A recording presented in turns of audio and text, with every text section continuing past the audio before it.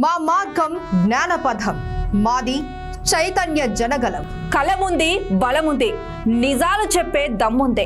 కాలంతో పోటీ పడతాం, వాస్తవాలను ఆవిష్కరిస్తాం. జనమెంటే నడుస్తాం, సమస్యల్ని ఛేదిస్తాం. ఎస్ఆర్ మీడియా ప్రేక్షకులందరికీ 78వ స్వతంత్ర దినోత్సవ శుభాకాంక్షలు. Hi, welcome to SR media. Srikakulam జిల్లా ఇచ్చాపురం పట్టణంలో దారుణం చోటు చేసుకుంది. వచ్చి రాని వైద్యంతో అప్పుడే పుట్టిన బాబును ఒక వైద్యుడు కడతీర్చాడు. వివరాల్లోకి వెళితే ఇచ్చాపురం కృష్ణానగర్ కు చెందిన త్రివేణి మహంతి శ్రీకాకుళంలో అత్తవారిల్లు. గర్భవతి అయిన త్రివేణి 7 నెలల వరకు శ్రీకాకుళంలో వైద్యం చేపించుకుంది. ప్రసవం నిమిత్తం ఇచ్చాపురం వాళ్ళ అమ్మగారింటికి వచ్చింది. 8-9 నెలలు ఇచ్చాపురం కొటారి నర్సింగ్ హోమ్ మోహనరావు వద్ద వైద్యం చేపించుకుంది. 10 నెలలు దాటినా ఇంకా సమయం ఉందని రోజులు గడపడంతో ఈ రోజు ప్రసవమై బాబు చనిపోయాడు. విషయం తెలుసుకున్న బాబు తండ్రి శివప్రసాద్ హుటాహుటిన ఇచ్చాపురం చేరుకున్నారు. ఈ విషయమై బాబు తండ్రికి గాని బాబు కుటుంబ సభ్యులకు గాని ఎలాంటి ముందస్తు సలహాలు ఇవ్వకుండా ఆలస్యం చేసినందువల్లనే చనిపోయాడని శివప్రసాద్ ఆరోపిస్తున్నారు. తన బాబును మోహనరావు చంపారని ఆసుపత్రిలో బయటహించేసరికి డబ్బులు ఇస్తానని గొడవ చేయొద్దు అంటూ మోహన్ రావులు అంటున్నారని బాబు బంధువులు తెలిపారు. తనలాంటి పరిస్థితి మరొకరికి రాకూడదనే ఉద్దేశంతో డాక్టర్ పై కఠిన చర్యలు తీసుకోవాలని వారు కోరుతున్నారు.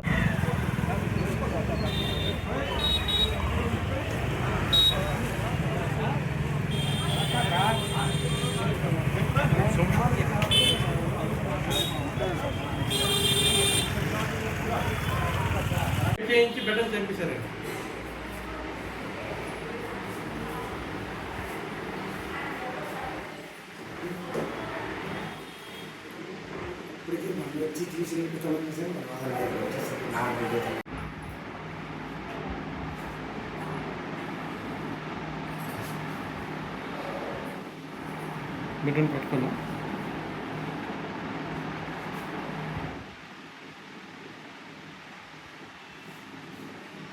సార్, ఈరోజు మార్నింగ్ చనిపోయిన బిడ్డను నాకు ఇచ్చి బిడ్డను పట్టుకెళ్ళిపోయింది, నాకేం సంబంధం లేదని డాక్టర్ గారు చెప్తున్నారండి.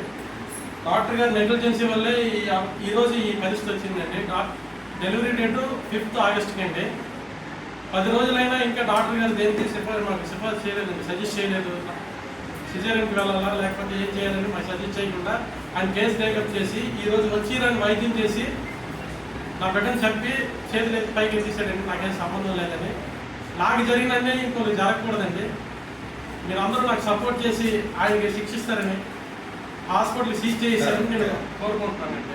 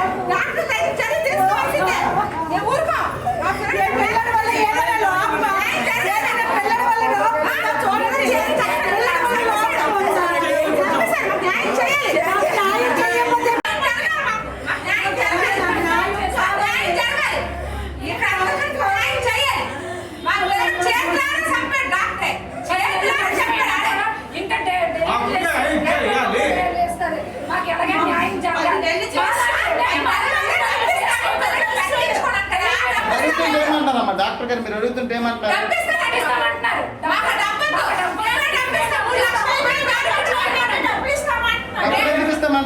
జరిగిన తప్పేదో జరిగిపోయింది, నా వల్ల తప్పు జరిగిపోయింది, పోనీ అయిపోయింది, ఇక్కడ వదిలేండి, మీకు ఏం కావాలో అనేసి నాకు అడుగుతున్నారు.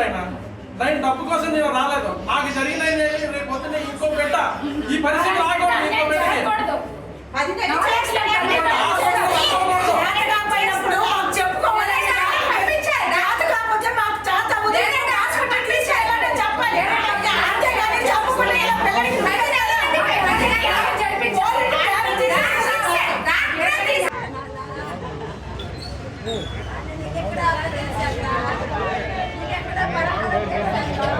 ఎక్కడ